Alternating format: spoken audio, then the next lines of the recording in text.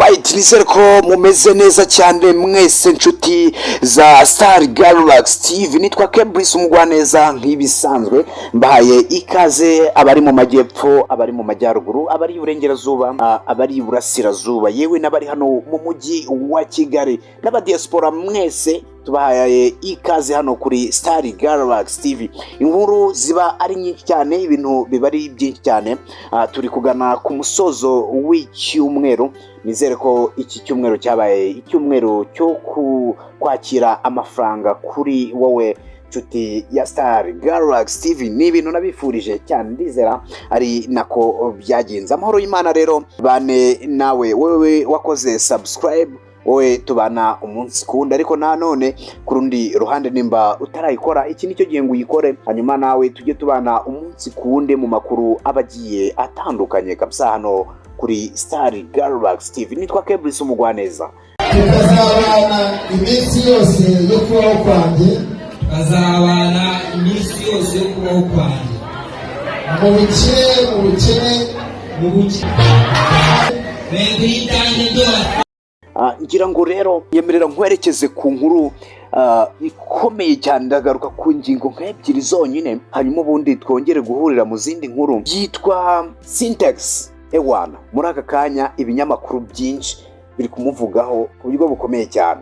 SiNTEX twifashe nk'iki kinyamakuru cyahaye titiri no nkuru ivuga uti umuhanzi SiNTEX yakoze ubukwe mu ibanga rikomeye cyane n'umudiaspora, niko bahaye titire y'iyo nkuru yavugaga. Umuhanzi rero SiNTEX ku munsi w'ejo, ubwo ni mu ijoro ryashize, hari tariki 24, uyu muhanzi yasezeranye imbere y'amategeko mu murenge wa Kimironko n'umudiaspora witwa Shadia. Uyu mugore basezeranye biravugwa ko asanzwe yibera hariya mu gihugu cya Canada, ariho asanzwe yibera. Ndagira ngo wenda tujyane step by step, hanyuma turebere hamwe iby'iyi nkuru. Turi buze no gukomoza gatoya ku nkuru ya JUNO Kizienza ndetse n'uyu mukobwa bita Jojo byongeye gufata indi sura.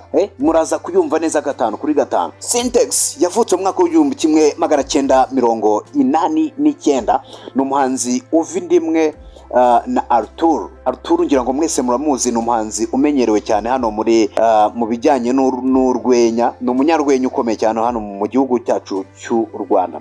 Uyu muhanzi rero SiNTEX kuri ngubu akaba yamaze kuba asezerana mu mategeko n'uyu mukobwa nyine nakubwiye witwa Shadia, usanzwe wibera hariya mu gihugu cya Canada. Gusa benshi bakomeje kuvuga ko SiNTEX uyu mukobwa basezeranye cyangwa se uyu wamaze kuba umugore wiwe ngo yaba akiri umwana. Ariko se nanone nkibaza, mu Rwanda bakemera gusezeranya abantu batujuje imyaka y'ubukure? Ntago bibaho. Ariko amafoto ngayo ngira ngo uze kwirebera nawe urebe, gusa nzi yuko amaso ashobora kuba atubeshya, hanyuma undi ari mukuru nk'uko wenda bamusezeranyije mu mategeko, ariko twebwe twareba n'amaso tukabona batureba. Ngayo umva uyu nguyu icyo abivugaho uko byagenze.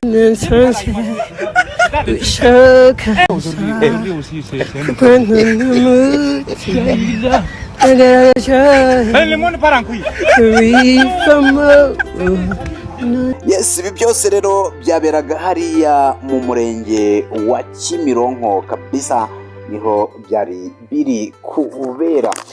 Rero SiNTEX nk'uko nabikubwiye yavukiye Kampala muri Uganda, ariko aza kuza mu mujyi wa Kigali. Ariko yaje mu mujyi wa Kigali SiNTEX yari akiri umwana cyane, ko nyine urumva nakubwiye ko avukana na Arthur.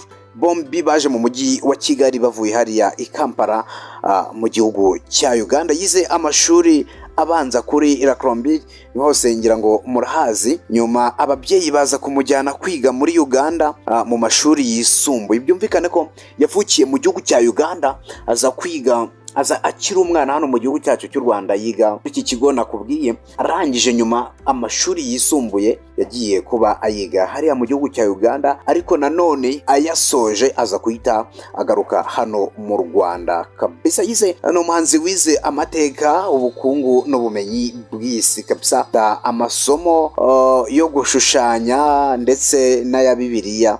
Biravugwa ko yaba yarize teologiya, ariko nyine urumva ni biba bivugwa cyane kabisa. 5 kuri 5 aho ngaho ni kuri SiNTEX. Ngayo nguko rero kuri SiNTEX nuko ibintu byifashe, ngira ngo muba mwabi ibonye 5 ku kandi kabisa. Hanyuma ku rundi iruhande wenda twihuse cyangwa se wenda tutarava kuri SiNTEX, yaje kwiga amasomo y'umuziki, dore ko uyu muhanzi yanabanje gukora muri Ndori Supermarket. Ntago kuvuka mu mwaka w'1989 benshi bari kuba Kongo yarakuze, yatinze gushaka. Iyi niyo myaka y'abasore, niyo myaka y'abagabo nyine, ntago igeze yihutira gushaka nkuko benshi babivugaga. Ubu ngubu rero akaba aribwo yashatse, akaba yamaze kuba nyine asezerana imbere y'amategeko. Arthur uvukana na SiNTEX nawe ngo afite intumbero ikomeye cyane yo kuba yakinjira mu muziki, akaba yakora umuziki nkuko mukuru we n'ubundi yarasanzwe nawe ari umunyamuziki. Aho ni kuri SiNTEX kabisa nkuko nabikubwiye. Rero reka mwerekeze kuri iyi nkuru, inkuru navuga ko idasanzwe, inkuru ivuga kuri uyu muhanzi JUNO Kizigenza kabisa. Ibiri kuvugwa kuri JUNO rero Kizigenza nta bindi, ni ya nkuru yacicikanye mu minsi ishize yiwe n'umukobwa bita Jojo cyangwa se Joyeuse, abenshi nyine bakomeje kumwita Jojo. Uyu Jojo ati ntago navuga ko hari ikindi murusha, kubera ko icyo murusha ni umuco. Buriya ibyo afite nanjye ndabifite. Uramwana afite umuco na discipline. None se ko hari amakuru avugwa ko umuhanzi JUNO yaba yarasubiranye n'umukobwa bahoze bakundana, REBA, umukobwa mwiza, ikiremwa cyiza, kandi uyu Jojo akaba nawe yakunze JUNO. Bimeze bite? JUNO ntiyashatse kugira icyo abivugaho, ariko JUNO yakoreye surprise zikomeye cyane uyu mukobwa, bivugwa ko zanababaje REBA. Ariko se REBA wakabaye ukompeta n'uyu mukobwa koko? Umva icyo uyu nguyu nawe yabivuze. Aranamubona ataraba n'umuhanzi, bivuze ngo naje Kigali mukunda. N'umuhanzi gute se? Wataraba umuhanzi. Ngo nyine ataraba umuhanzi. Yego. Wari umuzi? Ntabwo nari muzi, ariko naramukundaga. Utamuzi?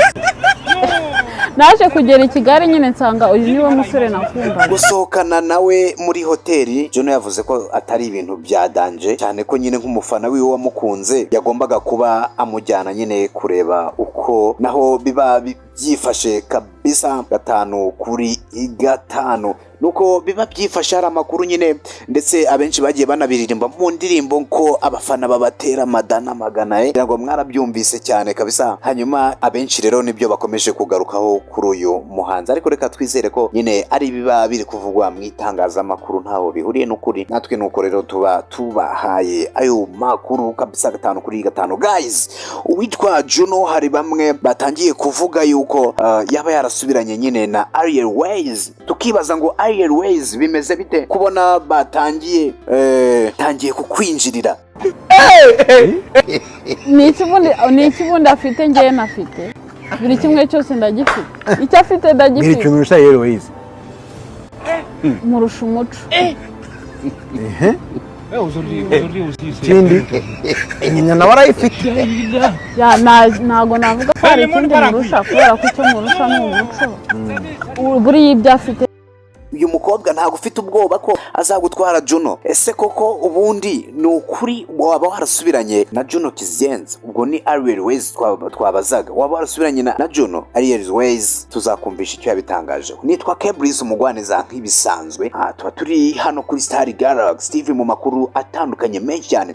Nyemerera iyi nkuru tuyisesengure neza mu biganiro bitanu, ibiganiro bikugeraho buri saha hano kuri Star Galaxy TV. Nimba utarakora subscribe, this is your time kugira ngo ukore subscribe, hanyuma tujye tubana umunsi ku wundi, ibintu bigende neza. 5 kuri 5. Wifurije amahoro y'Imana abane nawe. Nyemera duhura ubutaha. Hasta la vista. Ciao ciao.